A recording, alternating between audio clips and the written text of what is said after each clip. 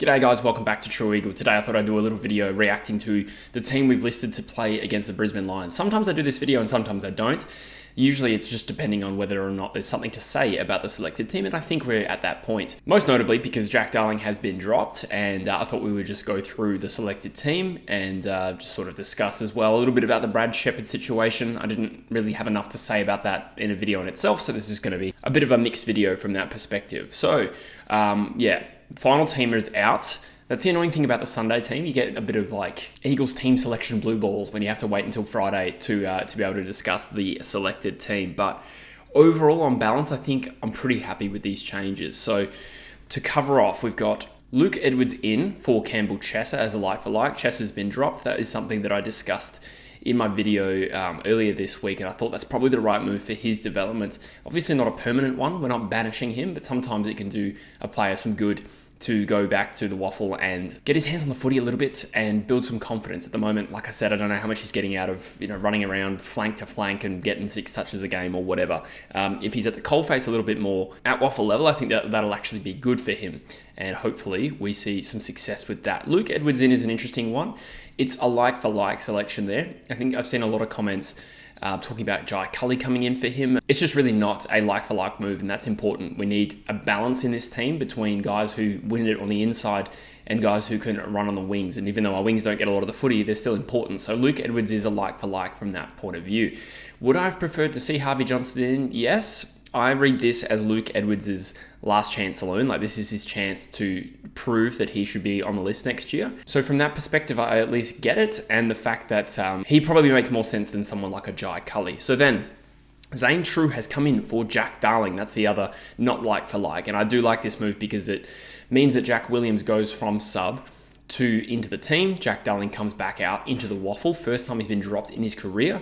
And Zane True comes in probably as the sub. I'm going to go on a limb and guess that he is going to be the sub looking at the balance of this team. So Jack Darling dropped is not something that I expected. I've been calling for it, as have many. And, I want to get the tone right here on Jack Darling because there's a balance between wanting what's best for the club going forward and also trying not to pot shot a guy that has, had a long career at West Coast and done an amazing job. And this doesn't mean it's the end of Jack Darling, but it is an interesting move. Now, before we move on to the other changes, I want to say as well, Simo did sort of signal that there would be some changes prior to the announcement that he would be sacked. Like, it was in the press conference after the Melbourne game. He more or less said, next week, we're going to have to make some changes. We're going to try out a few different things. Then he's been sacked, and then obviously this is the first team we select after the fact. Now, the reason I mention that is because I do kind of wonder whether or not we would have made these changes with Simo still there. And I think it's still possible. And therefore, I'm not going to choose to conclude that this is Jared Schofield coming in, having his say, saying, get Jack Darling out of there. I do think this has probably been a group decision and it's been building for a little while. And it is absolutely the right decision with the team balance, and getting Jack Williams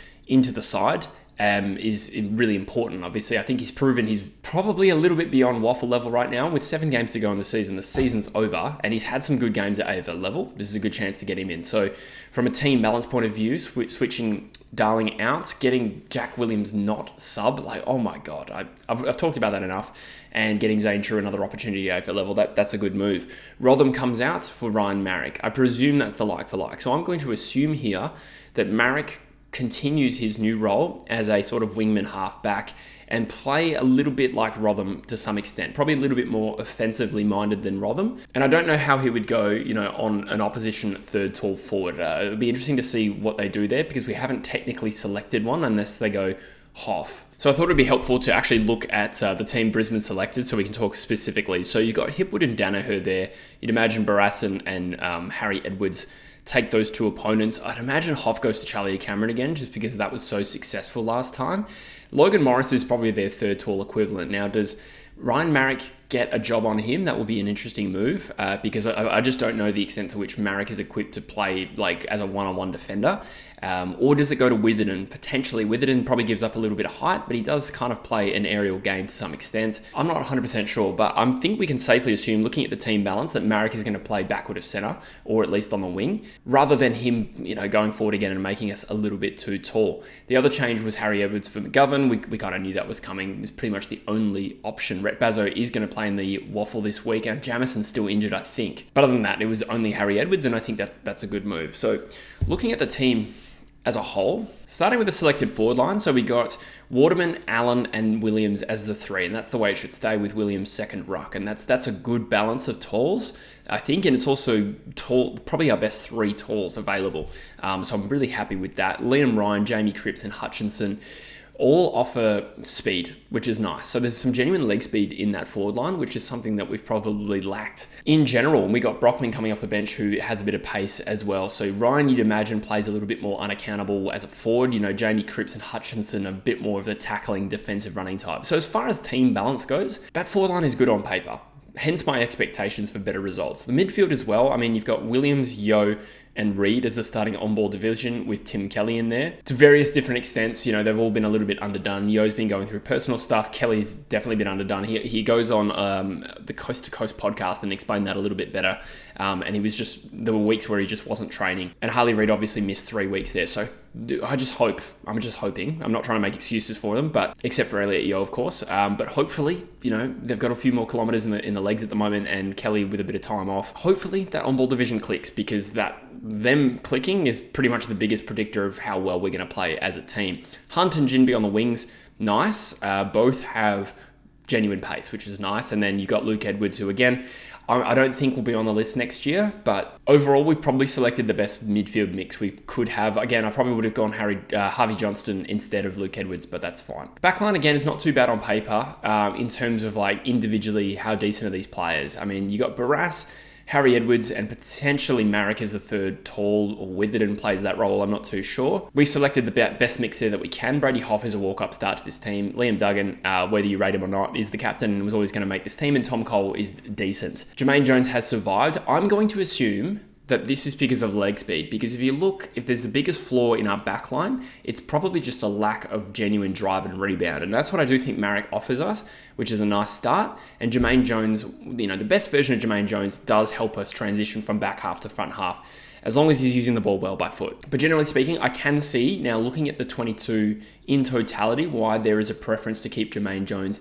in this team. Now, he could be the sub, but he is the only genuine defender, unless you want to include Marek, selected in the interchange bench of 5 players. So I'm going to guess that Jermaine Jones is going to play from the first bounce, and then we'll probably see Zane True as a impact midfielder sub. The way we use Zane True as sub will be also interesting to me, because I am sure there's other people have noticed, like, it's kind of annoying when he comes on as the sub and then gets put on a flank and attends 1 centre bounce. You'd want to see a little bit of opportunity given to Zane True, and it really depends how the game's going. But yeah, overall, I think it's just a lack of leg speed in that back line. I mean, Duggan's pace is fine, Coles is okay. Hoff is probably the quickest defender we have there, but he doesn't play quick. You know, he's a bit more of an accountable defender, and he's going to have his hands full with Charlie Cameron, you'd imagine. So overall, like, the team mix is good, and I think it does signify an aggressive push towards the guys we want to get into the team. It could have been more aggressive for sure, but it's not terrible, and it is a big move moving on Darling to the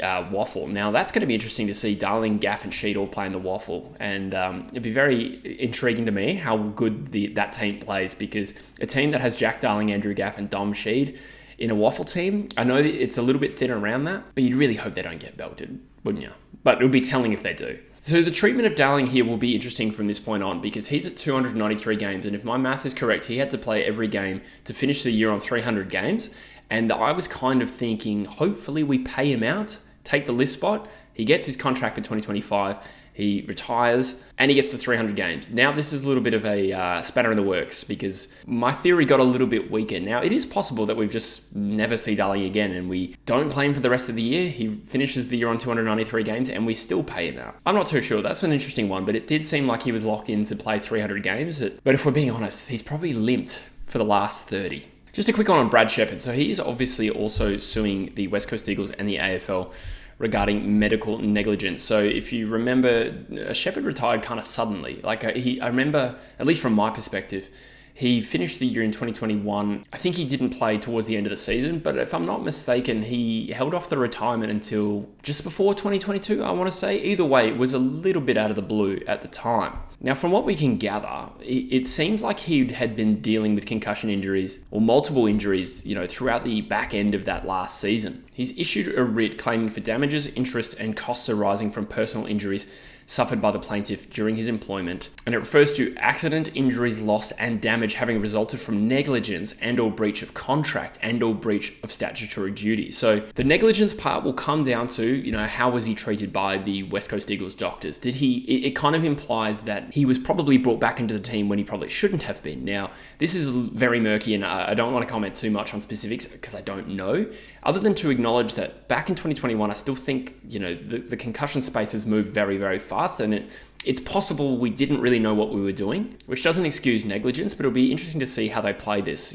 If we're discussing negligence of the actual doctors, it probably needs to be compared to what was the reasonable expectation on them at that current time versus right now. But I'm not necessarily saying that they're innocent. The breach of contract part, from what I can gather, I watched a podcast with Barrich and Quartermain, I think it was, and they had their legal expert in, and he was discussing that it's a breach of contract because in your contract, it states that you will be looked after and managed well by the club in case of injury. So if there's negligence, it's also a breach of contract, if that makes sense. And a breach of duty is kind of linked to the same thing, where they've still got a duty of care to Sheppard regardless of what the contract says. So there's only so much I can analyze here because there's so much that will not become public knowledge. But I do want to express some empathy for Brad Sheppard. This is a really sad thing. So from what I can gather, he dealt with some really bad lasting side effects from concussion for at least 6 months. I found that in a different article here. He said every time his heart rate got over 100, he would get lightheaded. And I feel like I read somewhere at the time, bear in mind, I don't remember where I read this, but I did read that he was struggling with some really basic things like typing and probably couldn't have gotten a job for a little while afterwards. So, just ignoring the whole liability thing and who's at fault, that's just a sad situation. Yeah, I've read some comments online saying, well, if you play the game, you should be wearing a helmet and you're responsible for anything that happens to you. I don't quite agree with that. Sheppard was an awesome, courageous footballer. Sure, if, he had repeated hamstring injuries, you'd probably accept that as part of the game, but brain trauma is a little bit different, and we do need to factor in this might affect him for a while to come. So when you consider damages, it would be, how much longer could he have played at West Coast, how much he would have earned in that period. It also mentions interest, because obviously it's been paid after the fact. I presume that's what that means. And then also his earning potential for the rest of his life. I don't even know how you quantify that, and it all comes down to whether the Eagles or the AFL were negligent. But yeah, real empathy for Brad Sheppard at this time. This is a really serious thing, and obviously I hope first and foremost that his health sorts itself out. But anyway, that was just a little bit of an update about what's happening. That's probably going to play out in the background for a little while now. It's going to be an interesting precedent about the way this is handled. And, I'd like to think that West Coast weren't negligent and the doctors didn't stuff this up. But equally, I think Brad Sheppard, probably deserves to be compensated in some way. Anyway, guys, those are my general thoughts on everything Eagles at the moment. Just an update. I will not be able to stream this weekend on the True Footy YouTube channel. I am going to be out and about Sunday. I will be doing a review. Not sure exactly how soon after the game. I'll do my best. It should be up probably Sunday night. If not, it'll be up Monday morning. But let me know in the comments what you think about everything I said in this video, and I appreciate you watching. Up the Eagles, and I'll see you next week. Cheers.